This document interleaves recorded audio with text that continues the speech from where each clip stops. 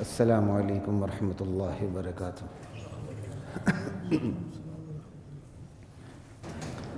بسم اللہ والحمد للہ والصلاة والسلام علی رسول اللہ، اما بعد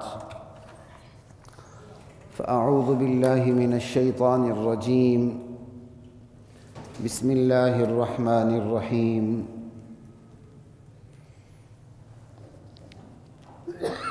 انما جعل السبت على الذين اختلفوا فيه وان ربك ليحكم بينهم يوم القيامة فيما كانوا فيه يختلفون ادع الى سبيل ربك بالحكمة والموعظة الحسنة وجادلهم بالتي هي احسن۔ سورۃ النحل آخری رکوع ہے اور 123 آیت سے انشاءاللہ 128 آیت تک ہم جائیں گے۔ سورت ختم ہو رہی ہے، اس کے آخری تقریباً دو سے زائد رکوع پہ یہ تیسری نشست ہے اور آخری نشست ہے انشاءاللہ۔ بسا اوقات نیت یہ ہوتی ہے کہ دو رکوع پہ مسلسل ایک ہی دفعہ بات کی جائے، وہ پھر وہ ممکن ہی نہیں رہتی اور بعد میں پتہ چلتا ہے یہ اچھا ہوا جو امکان نہیں رہا۔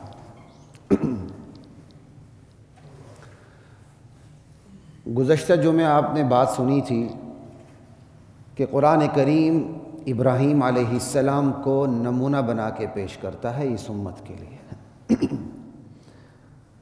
قرآن کریم نے اس امت کے لیے ابراہیم علیہ السلام کو نمونہ بناتے ہوئے ابراہیم علیہ السلام کی انتہائی اختیار کے ساتھ 9 خوبیاں بیان کرنے کے بعد نمونہ قرار دیا۔ ان ابراہیم کان امہ، سب پہ بات ہو چکی، اختصار کے ساتھ صرف 9 گنوا رہا ہوں۔ میرے ابراہیم صرف ایک فرد نہیں تھے، اپنی ذات میں پوری ایک امت تھے، اپنی ذات میں ایک پورا ادارہ تھا، ایک پوری امت کام کر سکتی ہے، اکیلے انہوں نے کیا۔ قانتا للہ، اللہ کے تابعدار تھے۔ یہ تابعداری صرف جائے نماز میں نہیں ہے، جائے اقتدار میں بھی ہے، گھر میں بھی ہے، تجارت میں بھی ہے، معاملات میں بھی ہے، لین دین میں بھی، ہر جگہ۔ حنیفہ، تیسری خوبی، صرف وہ میرے نہیں تھے، سب سے کٹ کر میرے تھے۔ یہ چھوٹی خوبی نہیں ہے کہ بندہ سب سے کٹ کر اللہ کا ہو جائے۔ وَلَمْ يَكُ مِنَ الْمُشْرِكِينَ، چوتھی خوبی یہ تھی وہ مشرکین میں سے نہیں تھے۔ ایک تو مشرک نہیں تھے، قرآن نے یہ نہیں کہا کہ وہ مشرک نہیں تھے، کہا مشرکین میں سے نہیں تھے۔ اس کے اندر 2 مفہوم آتے ہیں، ایک تو یہ کہ مشرک نہیں تھے، ایک یہ کہ اس کے گروہ میں شمار ہی نہیں ہوتے تھے وہ۔ ایک بندہ موحد ہوتا ہے لیکن اس کا دین اتنا کمزور ہوتا ہے، اس کے مفادات اتنے طاقتور ہوتے ہیں کہ وہ مشرک معاشرے کا ایک فرد لگتا ہے۔ بات سمجھ آ رہی ہے؟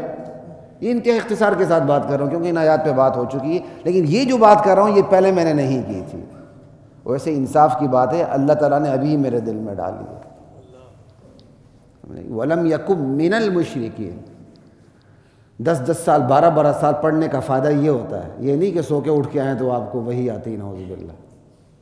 یہ عربیت بتاتی ہے، من وَلَمْ يَكُنْ مِنَ الْمُشْرِكِينَ، مشرکین میں سے نہیں تھے، یہ نہیں کہا مشرک نہیں تھے۔ اگر یہ کہتے مشرک نہیں تھے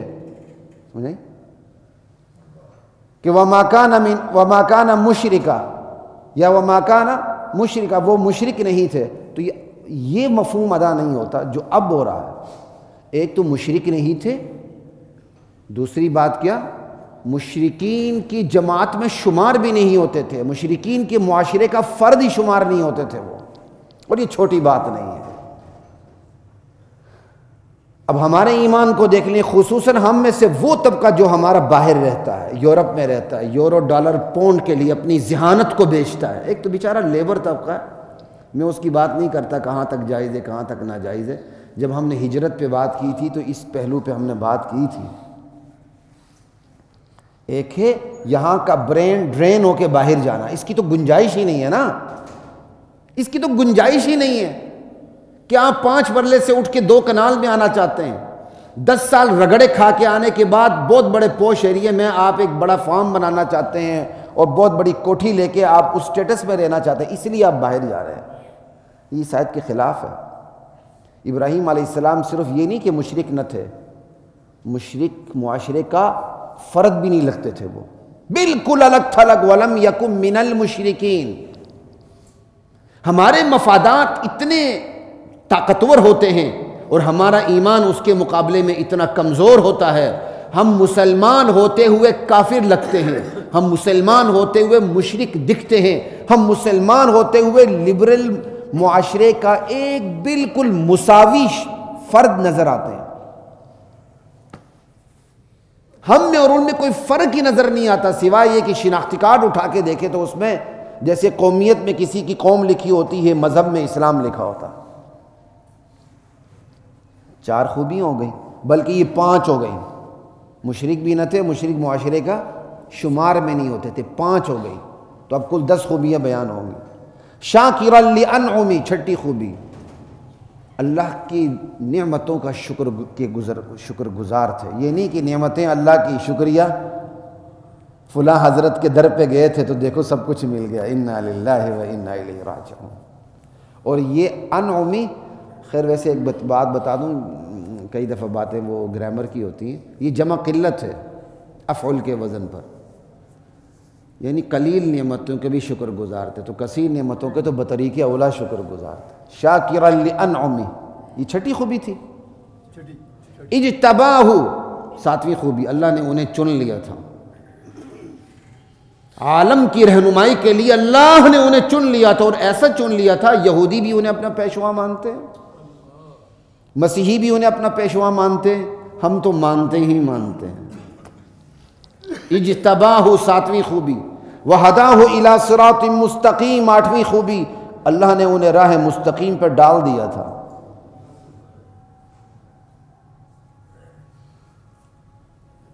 وآتیناہ فی الدنیا حسنہ، 9ویں خوبی، ہم نے انہیں دنیا میں بھلائیاں عطا کی تھی، اور یہ میں آپ کو بتا چکا ہوں، عوام کی بھیڑ چال تو ان کے ساتھ نہیں تھی، تو یہی جو خوبیاں ان کی بیان ہو رہی ہیں یہ ان کی بھلائی ہے۔ وآتیناہ فی الدنیا حسنہ، زیادہ تفصیل کی اس وقت کا موقع نہیں، 9ویں خوبی یہ ہو گئی۔ وإنہ فی الآخرۃ لمن الصالحین، آخرت میں ان کا شمار صالحین میں سے ہی ہوگا۔ 10 خوبی اللہ نے مہر لگا دی، سٹیمپ لگا دی، یہ میرا پکا نمونہ ہے۔ اب کہا ثم اوحینا الیک ان اتبع ملت ابراہیم حنیفا، میرے نبی پھر ہم نے، یہ ثم اظہار فضیلت کے لیے، اتنی بڑی خوبیاں ہم نے بندے کی گنوا دی، پھر ہی تو ہم کہہ رہے ہیں، پھر ہم نے کہا ہم نے آپ کی طرف وحی کی، اپنے جد امجد ابراہیم کی ملت کی پیروی کریں۔ کتنی بڑی بات ہے بھائی، ابراہیم کی ملت کی پیروی کیا مطلب؟ اگر آپ یہ کہتے ہیں تمام انبیاء کا جو دین مشترک تھا، عقائد میں ایک تھا، تو پھر خالص ابراہیم علیہ السلام کا نام لینے کا مطلب کیا ہے؟ ابراہیم علیہ السلام کا جو دین تھا نا، اپنے اصول میں بھی، اپنی جزیات میں بھی، وہ مکمل طور پہ دین محمدی میں آ چکا ہوا ہے۔ اب دین محمدی نے دین ابراہیمی کو سمو لیا ہے، اور مزید اس میں اضافہ کرتے ہوئے کہاں سے کہاں پہنچ گیا۔ اضافہ ہم نے نہیں کیا، اللہ نے کیا ہے۔ یہ ہے، اس پہ یہ بڑی کمال کی ایک علمی بحث ہے، صرف اشارہ کر کے گزر رہا ہوں کہ ملت ابراہیمی جو دین اسلام ہے، ابراہیم علیہ السلام جس پر کاربند تھے، وہ پورا دین اپنی جزیات سمیت دین محمدی میں داخل ہے، اور یہ امتیاز حضرت ابراہیم علیہ السلام کو حاصل ہے، کسی اور نبی کو حاصل نہیں۔ کسی اور نبی کی دینی جزیات بہت سی ہمارے کیا کہتے ہیں شریعت کا حصہ نہیں، اصول ایک ہیں، تفصیلات میں جزیات فروعی مسائل مختلف ہو سکتے ہیں، نماز کا طریقہ مختلف ہو سکتا ہے، حج کا طریقہ مختلف ہو سکتا ہے، مال غنیمت کھانا یا نہیں کھانا مختلف ہو سکتا ہے، جبکہ ابراہیم علیہ السلام کی جو ملت کے اندر جو ساری چیزیں تھیں وہ مکمل طور پہ دین محمدی کے اندر ہے۔ اللہ اکبر۔ وما کان من المشرکین، کہ ہم نے وحی کیا آپ کی طرف کہ آپ ابراہیم کی ملت کی، اسلام کی پیروی کریں، اور وہ مشرکین میں سے نہیں تھا۔ اللہ کو یہ بات کتنی پسند ہے کہ مسلمان فرد پورے مشرک معاشرے سے الگ تھلگ نظر آئے، ان میں سے وہ شمار۔ یہ خوبی پھر بیان کی اللہ نے، یہ ہے مسلمان کی امتیازی شان۔ وہ دنیا کے آخری کونے میں رہے، جہاں مرضی رہے، خط استوا پہ جا کے رہے، کہیں اور جا کے رہے، جا کے مغرب میں رہے یا مشرق میں رہے، اس کی امتیازی شان ہونی چاہیے، وہ مشرق معاشرے سے الگ تھلگ نمایاں نظر آئے۔ اچھا جی، ابراہیم علیہ السلام کی پیروی کرنی ہے، تو پھر یہودیوں نے اعتراض کیا ابراہیم علیہ السلام تو ہفتے کے دن عبادت کے لیے رکھتے تھے، آپ نے جمعہ رکھ دیا۔ کہا تم جھوٹ بولتے ہو کہ ہفتے کا دن رکھا، ابراہیم علیہ السلام کے ہاں عبادت کا دن جمعہ ہی تھا۔ یہ ہفتہ تم لوگوں نے اپنے لیے مقرر کیا تو اللہ نے اجازت دے دی۔ یہودیوں نے ہفتہ اور عیسائیوں نے یہودیوں سے اپنا امتیاز رکھنے کے لیے اتوار، اور جبکہ اللہ کے علم میں شروع سے افضل الایام جمعہ رہا ہے، تو یہ ہمارے نصیب میں آیا الحمدللہ۔ ویسے ایک بات کر رہا ہوں، نبی علیہ السلام کی پیدائش کس دن ہوئی ہے؟ پیر کو۔ نبوت کس دن ملی ہے؟ پیر کو۔ لیکن افضل الایام کون سا ہے؟ تو کچھ باتیں سمجھ آنی چاہیے نا، کہ اسلام کا تعلق مقاصد سے ہوتا ہے۔ کس سے ہوتا ہے؟ اگر صرف پیدائش وفات کو دیکھا جاتا اور نبوت کی عطا کو دیکھا جاتا تو پھر کس دن کو افضل ہونا چاہیے تھا؟ پیر کو دن افضل ہونا چاہیے تھا، لیکن پیر کا دن افضل نہیں ہے بلکہ جمعے کا دن۔ یہ الگ بات ہے، پیر کا دن روزہ رکھنا سنت ہے، جمعرات کے دن روزہ رکھنا سنت ہے۔ جمعے کو بعض لوگ منع کرتے ہیں، بعض کہتے ہیں رکھ سکتے ہیں، اس میں اختلاف ہے۔ اس کے باوجود افضل الایام کون سا ہے؟ جمعہ۔ اس میں بڑی علمی بحثیں نکلتی ہیں۔ انما جعل السبت علی الذین اختلفوا فیہ، سبت تو ان لوگوں کے لیے مقرر کیا گیا تھا جنہوں نے سبت کے ہفتے کو کہتے ہیں، ہفتے کے احکام کے بارے میں اختلاف کیا تھا۔ جب اللہ نے انہیں کہا تم نے ہفتے کا دن عبادت تم نے مقرر کر دی اپنے لیے، ہفتے کا دن، اب ہفتے کے دن تم نے عبادت کرنی ہے اور تم نے شکار نہیں کرنا۔ انہوں نے مچھلی کا شکار کر لیا، جو شکار کر گئے وہ بندر بن گئے، اور جنہوں نے شکار نہیں کیا اور کرنے والوں کو روکا ان کو جنت مل گئی۔ یہ اختلافو فی۔ وَإِنَّ رَبَّكَ لَيَحْكُمُ بَيْنَهُمْ يَوْمَ الْقِيَامَةِ فِي مَا كَانُوا فِيهِ يَخْتَلِفُونَ۔ یہ یہود جو آپس میں اختلاف رکھتے تھے اور انبیاء کے ساتھ جو اختلاف رکھتے تھے، اس کا فیصلہ اللہ قیامت کے دن کریں گے۔ فیصلہ علمی طور پر تو دنیا میں ہو چکا ہوا ہے، وہاں کے فیصلے کا مطلب یہ کہ فیصلے کے بعد فوراً اس کی سزا ملے گی اور جزا ملے گی، جو صحیح ہوں گے جزا ملے گی، جو غلط ہوں گے سزا ملے گی۔ یہاں تک بات ختم ہو گئی۔ اب آگے مسلمان کو اس کی دوہری ذمہ داری کا احساس دلایا جا رہا ہے اور دوہری ذمہ داری ادا کرنے کا طریقہ بھی بتلایا جا رہا ہے۔ بسم اللہ۔ ادعو الی سبیل ربک بالحکمہ۔ میرے بندو، تمہارا کام صرف خود کو ٹھیک کرنا نہیں ہے۔ جس طرح کہا نا نماز پڑھنی ہے، جس طرح کہا نا کتب علیکم الصیام، روزے رکھنے انشاءاللہ 3-4 مہینوں بعد آ رہے ہیں۔ جمادی الاولیٰ ختم ہو گئے، جمادی الثانیہ، یہ لوگ لفظ بڑا غلط پڑھتے ہیں، جمادی الاولیٰ، پتہ نہیں جمادی الثانی، کوئی ثانیہ، بھائی یہ جمادہ ہے اور یہ مؤنث ہے، اس لیے جمادی الاولیٰ، جمادی الثانیہ۔ یہ جمادہ ایسا ہے جیسے ہم موسیٰ پڑھتے ہیں۔ یہ زمانہ طالب علمی میں میرے ایک استاد ہیں، بی بی حیات ہیں، ماشاءاللہ بہت بڑے محدث ہیں۔ عمر بھر میں ان کے جوتے دھو کے بھی پیوں تو ان کا احسان میں وہ کیا کہتے ہیں چکا نہیں سکتا۔ آج آپ کے سامنے بات کرتا ہوں تو اپنے والد صاحب کے ساتھ ساتھ ان کا احسان میں زندگی میں نہیں بھول سکتا۔ متن کے بادشاہ تھے، جو ٹیکسٹ ہوتا ہے نا علم کا ٹیکسٹ بادشاہ۔ انہوں نے پڑھاتے ہوئے مجھے کہا تھا، ہمیں کہا تھا ہماری کلاس کو، یار یہ لفظ جمادہ ہے، یہ جمادی الاول بھی نہیں، جمادی الثانی بھی نہیں، لوگ اس کو غلط پڑھے، جمادی الاولیٰ، جمادی الثانیہ۔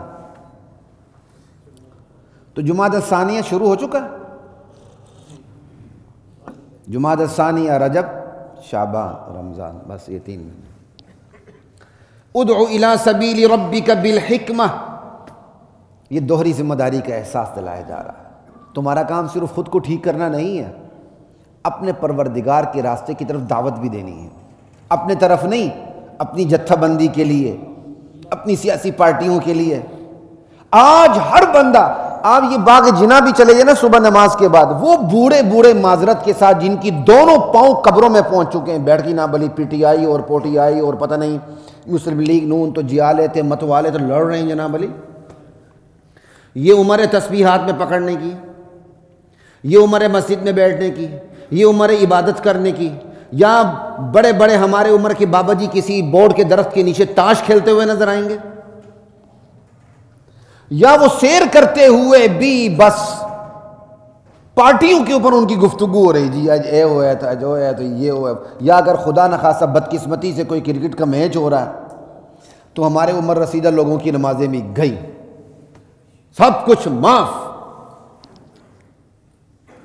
اور جبکہ اللہ کیا کہہ رہے ہیں، ادعو الی سبیل ربک بالحکمہ، اپنے پروردگار کے راستے کی طرف دعوت دو۔ آج بھائی بھائی کا دشمن بنا ہوا ہے سیاسی پارٹی کی بنیاد پہ، ایک دوسرے کو گالیاں دیتے ہیں، بات کرنے کی رکھیں، اپنی ترجیحات رکھیں، کوئی پی ٹی آئی میں تو وہاں رہے، کوئی نون میں ہے تو وہاں رہے، کوئی جنون میں ہے، دیوانہ ہے، متوالا ہے، جو بھی ہے، یہ اس نے اللہ کو جواب دینا ہے کہ اس نے کیا کرنا ہے۔ لیکن ان ترجیحات کی بنیاد پہ ایک دوسرے سے لڑنا، اس سے بڑا سیکٹیرینزم اور کیا ہو سکتا، اس سے بڑی فرقہ واریت کیا ہو سکتی ہے۔ لیکن برا ہو اللہ ہدایت دے اس معاشرے کو، اس نے ساری فرقہ واریت مذہب کی کھاتے میں ڈال دی ہے، مذہب کا خانہ ہے فرقہ واریت کے لیے۔ بس سیاسی جماعتیں تو بڑی پاک ہیں، کہتے ہیں یہ مولوی ایک دوسرے کے پیچھے نماز نہیں پڑھتے، میں کہتا ہوں یار پڑھتے تو ہیں نا، تم تو پڑھتے بھی نہیں ہو، چاہے ایک دوسرے کے پیچھے نہیں پڑھے، پڑھتے تو ہیں نا، بات ہی ختم ہو گئی۔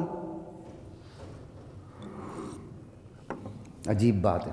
انما جعل السبت علی الذی ادعو الی سبیل ربک بالحکمہ، یہ دوہری ذمہ داری ہر مسلمان کی، بطور استاد، بطور والد، بطور ماں، بطور بیٹی، بطور بہو، بطور ساس، بندہ جس دائرے میں ہے، بطور افسر بالا، بطور ماتحت، بطور امام، بطور مقتدی، بطور مقتدی، بطور عالم، بطور خطیب، بندہ جس دائرے میں ہے اس نے وہاں دعوت کا کام کرنا ہے۔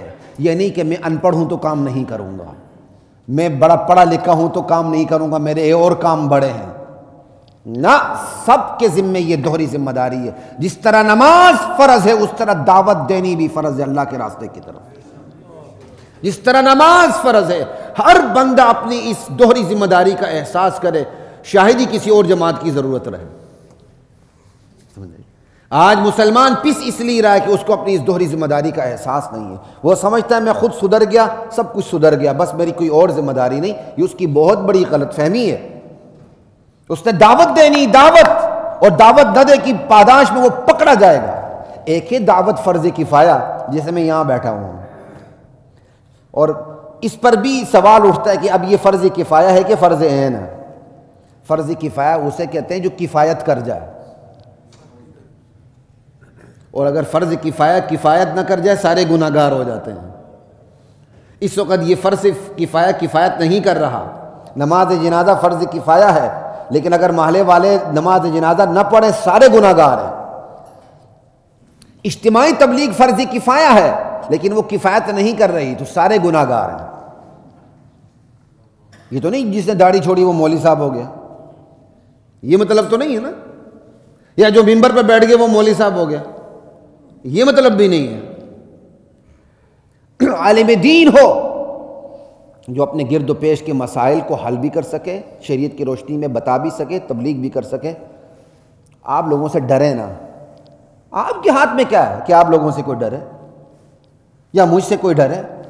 رزق تو اللہ کے ہاتھ میں، عزت ذلت سب تقسیم ہو چکی۔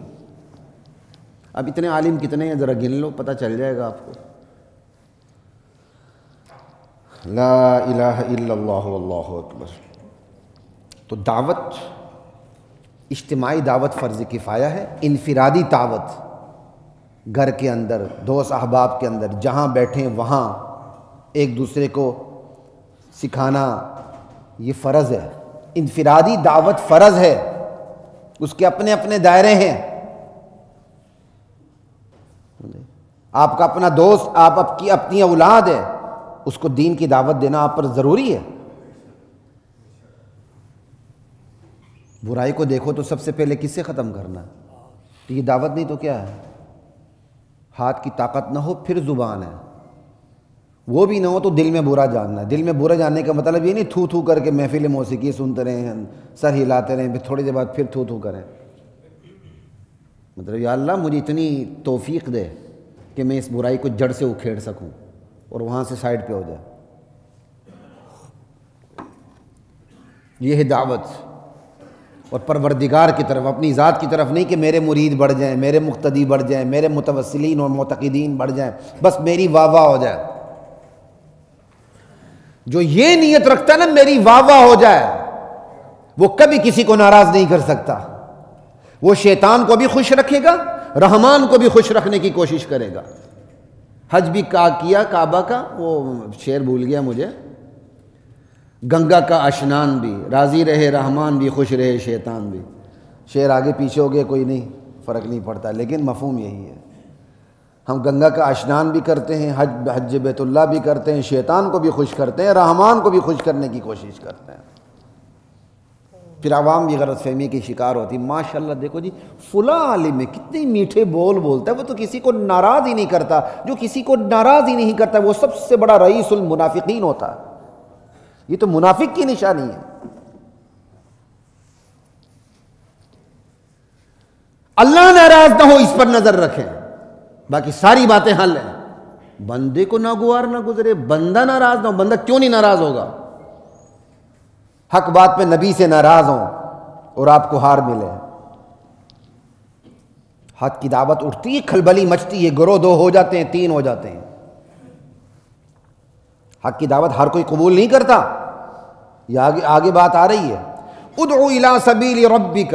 اب یہ اللہ کی طرف جو دعوت دے رہی ہے نا، اس کے تین طریقے یہاں بیان کیے گئے ہیں، کیونکہ عموماً لوگوں کے تین مزاج ہی پائے جاتے ہیں، تو اللہ تعالیٰ نے تینوں کی رعایت رکھتے ہوئے تینوں طریقے بتا دیے۔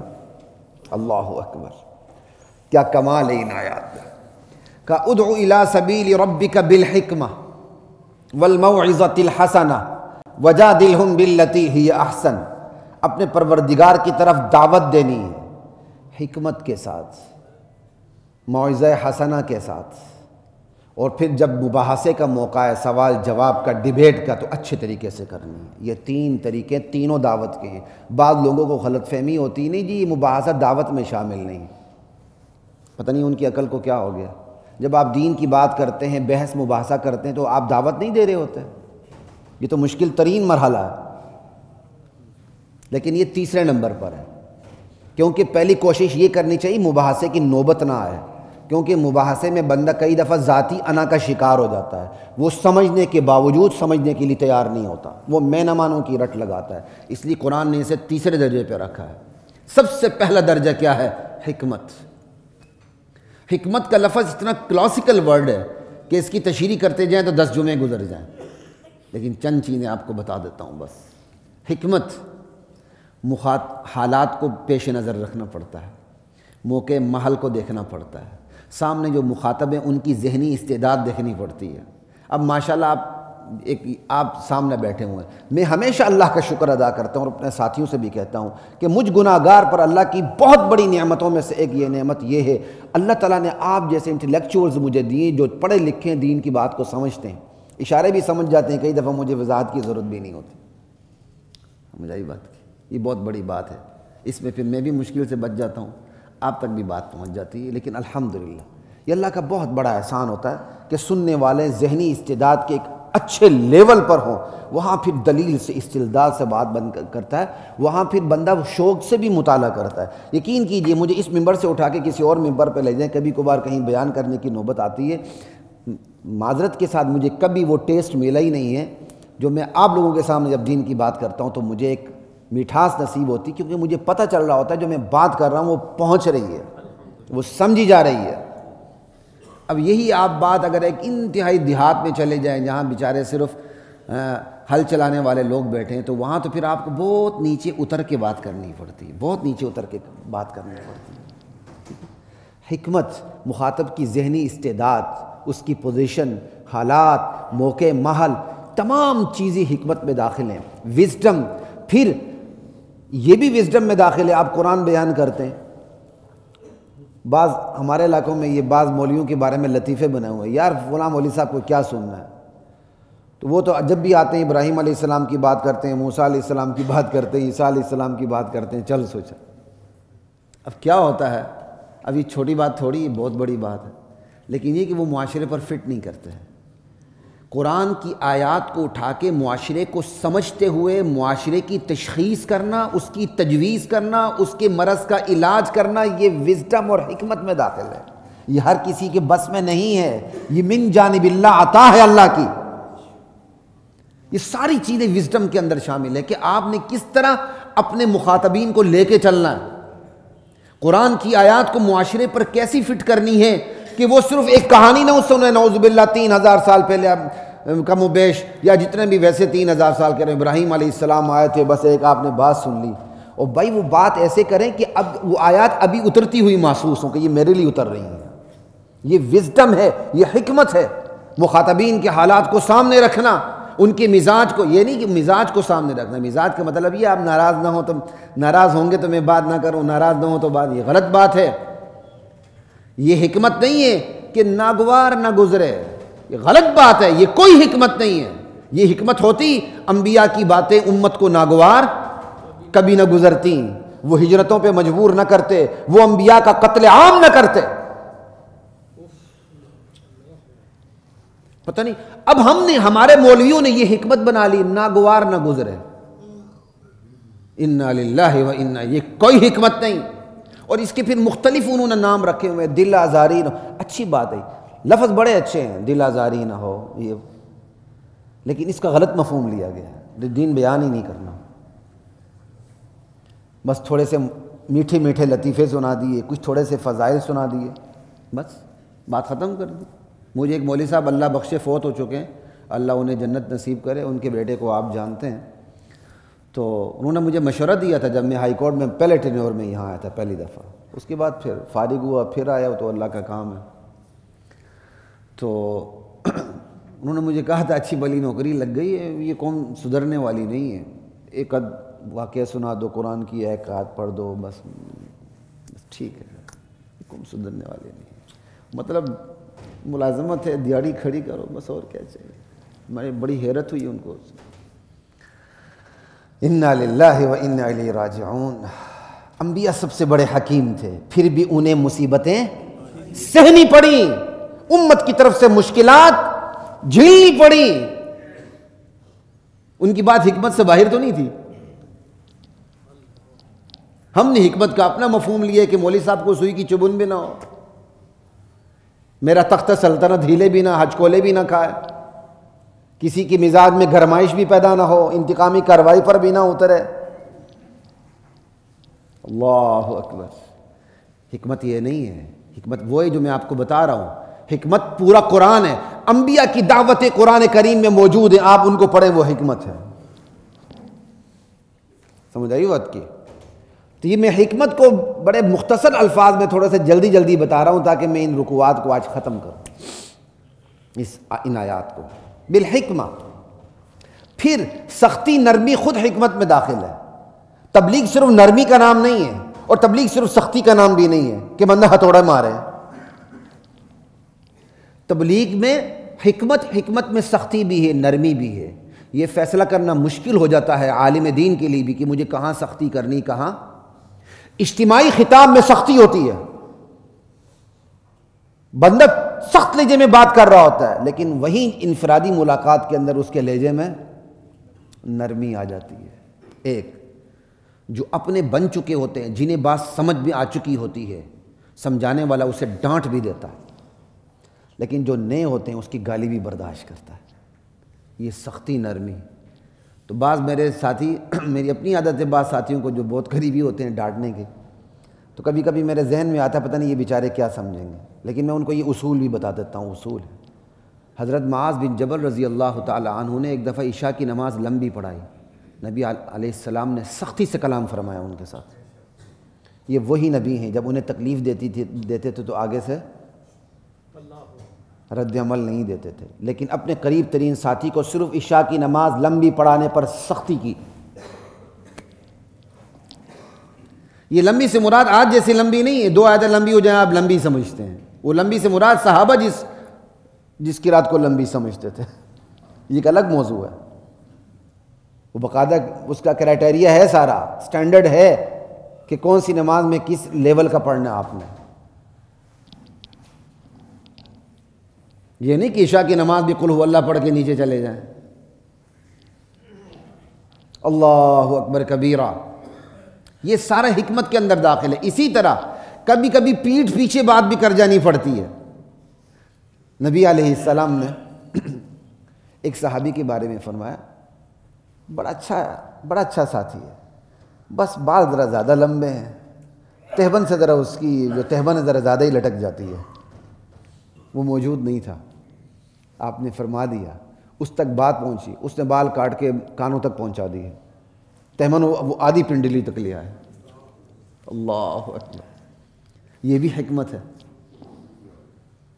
اسی طرح آپ اپنے کسی ساتھی کے اندر کوئی کمزوری دیکھتے ہیں، آپ ممبر پہ آ کے عمومی بات کر جاتے ہیں ایک اصول کے، وہ سمجھ جاتا ہے، اب وہ سمجھ کر اس کو دشمن نہیں ہونا چاہیے، اسے تو شکر ادا کرنا چاہیے اسے۔ اور یہ نبی علیہ السلام عمومی بات سے اس طرح بھی سمجھایا کرتے تھے، یہ حکمت ہے۔ کسی میں کوئی بات دیکھ لی، نام لی بغیر آ کے عمومی طور پہ بات کر لی، تبلیغ بھی ہو گئی، اس تک بھی بات۔ جو ہمارے ناسمجھ ساتھی ہوتے ہیں وہ ناراض ہوتے ہیں، دیکھو مولوی صاحب نے مجھے ہی فوکس کیا، وہ تو مجھے ہی فوکس کرتے ہیں جبکہ یہ حکمت کا حصہ ہے۔ یہاں تک کہ پیٹھ پیچھے بات ہو رہی، فلاں بڑا اچھا ہے، بس یہ نہ ہو تو کتنی بڑی بات۔ یہاں تک کہ ایک صحابی آئے، عمار بن یاسر رضی اللہ تعالیٰ عنہ، سفر سے آئے، ہاتھ پھٹے ہوئے تھے، ان کے گھر والوں نے ان کے ہاتھ پہ زعفران لگا دیا۔ وہ اسے زعفران عام ملتا ہو تو آئے تو کتنا مہنگا ہے، تعویذ والے بھی نقلی زعفران لگاتے ہیں اللہ اکبر، استغفر اللہ۔ تو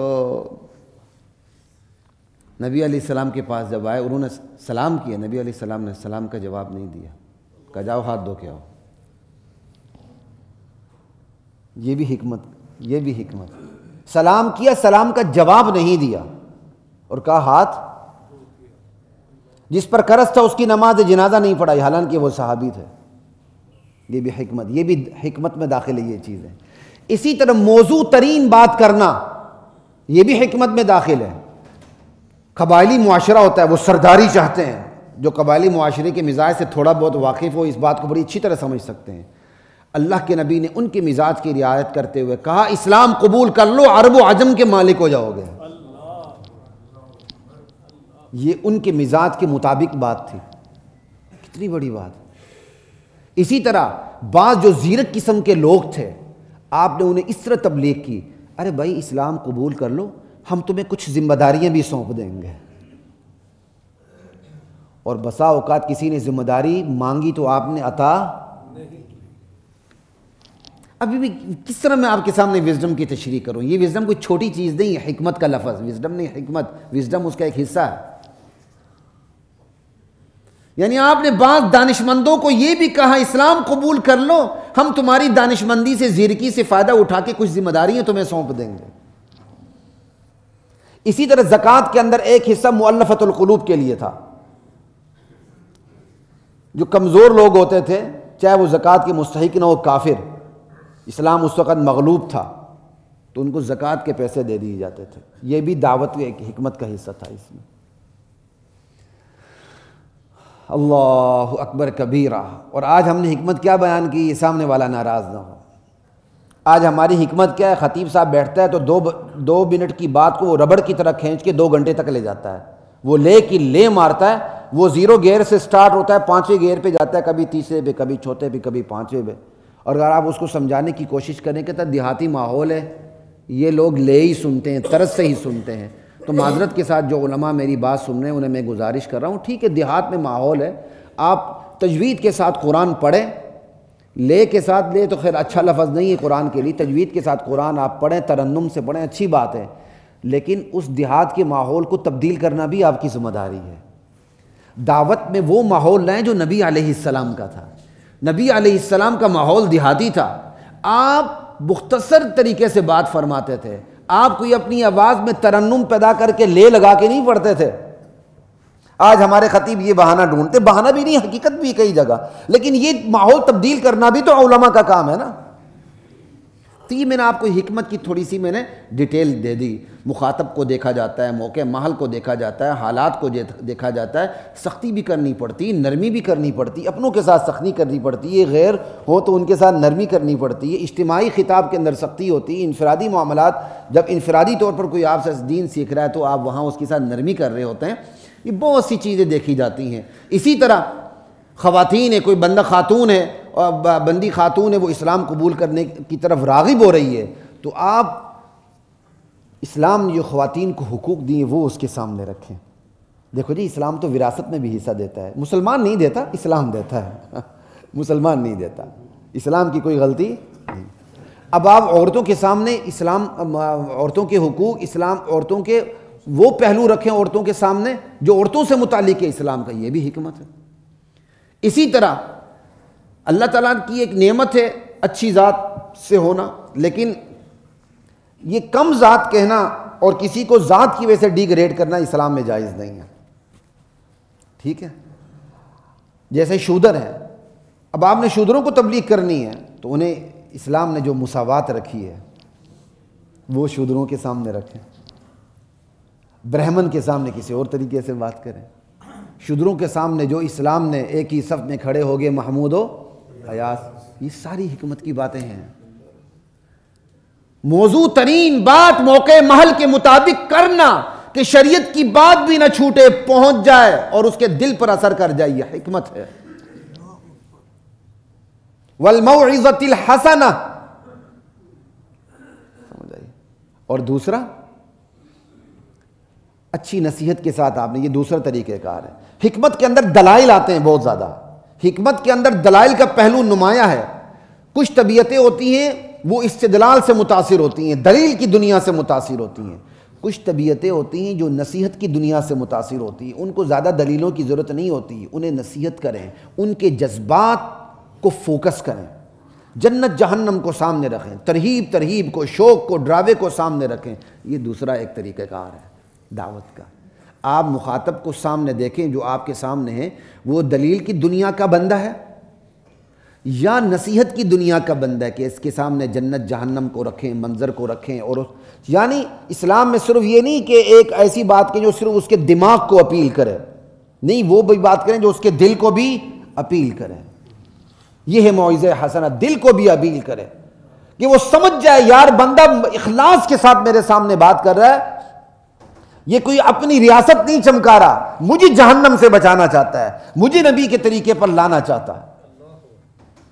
تو نصیحت کے اندر جذبات کا تعلق زیادہ ہے اور حکمت کے اندر استدلال کا تعلق زیادہ ہے. اور بہت کچھ ہے، اب وقت نہیں، میں آگے گزر رہا ہوں. ادعو الی سبیل ربک بالحکمہ والموعظۃ الحسنہ وجادلہم باللتی ہی احسن. اور پھر مجادلہ، تیسرا مرحلہ، اس کو تیسرے پر رکھا گیا. اگر دعوت دیتے ہوئے کسی سے بحث و مباحثہ کی ضرورت پیش آ جائے، کیونکہ ایک تیسرا طبقہ وہ بھی ہوتا ہے جس نے لڑنا جھگڑنا ہی ہوتا ہے، جس نے آپ کے ساتھ ڈیبیٹ کرنی ہوتی ہے. وہ اگر سمجھنا بھی چاہتا ہے تو ڈیبیٹ کی شکل میں سمجھنا چاہتا ہے. آج کی اس کی بہترین مثال آپ کے میڈیا کے ٹاک شوز ہیں. یہاں ڈیبیٹ اب فیشن بن چکا ہے. یہ ہے ڈیبیٹ، وجادلہم باللتی ہی احسن. یہ تیسرے طریقے پر رکھا گیا ہے. مجادلہ، اس کا لفظی معنی جھگڑنا ہے، لیکن یہاں مطلب سوال جواب مباحثہ ہے. کوئی آپ پر اسلام کے بارے میں سوال جواب کرتا ہے، آپ کے ساتھ مباحثہ کرتا ہے، تو اچھی طریقے سے بحث کرنی ہے، اچھے طریقے سے. تو اس کا مطلب ان تینوں طریقوں سے بندے نے دعوت دینی ہے، اور بندے کے اوپر دعوت دینی اس پر نماز کی طرف فرض ہے. تو ایمانداری سے بتائیں کہ اس کے لیے کتنا علم بندے کے پاس ہونا چاہیے؟ ہر مسلمان کے پاس ٹھیک ٹھاک علم ہونا چاہیے. اور خود سوچیں میرے سمیت کتنا علم ہے کسی کے پاس. بندے کو تو سجدہ صاف کرنا نہیں آتا. ایک دفعہ میں نے سجدہ صاف کیا معمول کے مطابق، میں نے سجدہ صاف کیا تو ایک ساتھی نے مجھ سے پوچھا، اچھے خاصے، یعنی وہ دنیا کے لحاظ سے ٹھیک ٹھاک مالدار بندہ، یہ نہیں کہ بیچارے کو غریب تھا تو وقت نہیں ملا دین سیکھنے کا، نوجوان. میں سلام پھیرنے کے بعد وہ میرے انتظار میں تھا. اس نے مجھ سے پوچھا آپ نے 2 زائدہ سجدے کیے ہیں، اس کی کیا وجہ ہے؟ میں نے اس کو سمجھایا، یہ سجدہ صاف کہتے ہیں اس کو. آج تو ہمیں سجدہ صاف کا پتہ نہیں ہے۔ تو ایک مسلمان نے حکمت سے دعوت دینی ہے، موعظہ حسنہ سے دعوت دینی ہے، مجادلہ کرنا ہے تو کتنا علم ہونا چاہیے۔ اگر یہ علم نہیں ہوگا تو خود پھسلے گا، اگر وہ دعوت نہیں دے گا تو اسے دعوت دی جائے گی۔ یہ بات یاد رکھیں، ایک مسلمان داعی نہیں ہوگا تو شیطان اور اس کے کارندے اس کے لیے داعی بن کے آئیں گے، اس کو پھسلا دیں گے، اسے مرزائی بنا دیں گے، اسے قادیانی بنا دیں گے، اسے ایتھیسٹ بنا دیں گے، اسے کچھ اور بنا دیں گے، رسول اللہ کا دشمن بنا دیں گے، صحابہ کا دشمن بنا دیں گے، اسلام کی جو بنیادیں ان کا دشمن بنا دیں گے۔ آپ دعوت نہیں دیں گے، آپ کو دعوت دی جائے گی، آپ نہیں چلیں گے، آپ کو چلا دیا جائے گا، آپ کو استعمال کر لیا جائے گا۔ تو یہ تینوں طریقے کے مطابق آپ کے پاس اسلام کا ذخیرہ ہونا چاہیے۔ اس کے لیے ضروری صرف سیلف سٹڈی نہیں کہ گوگل پہ کلک کیا تو آپ کو سب کچھ مل گیا۔